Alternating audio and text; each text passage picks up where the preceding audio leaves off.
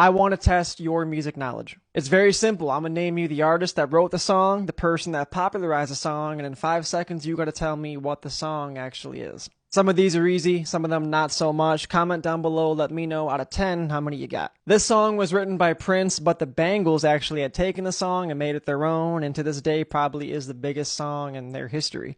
What is the name of this song by the Bangles? Manic Monday. Prince once again wrote this song that Sinead O'Connor eventually took and made it her own and probably is the biggest song of her career. What is the name of this song?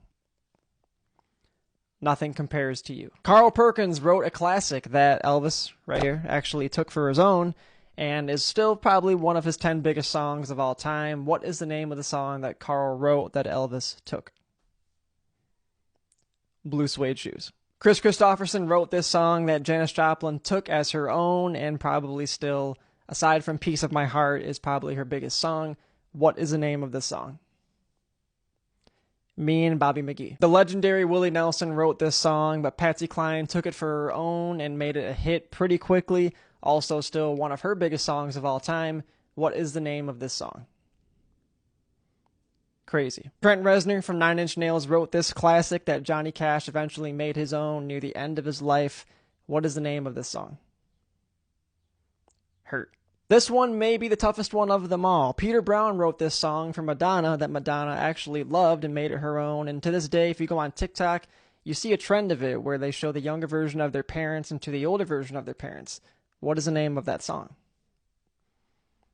Material Girl. The great Otis Redding wrote this song, and just a few years later, Aretha Franklin took the song and made it her own, and to this day, easily the best song of her entire career. What is the name of this song?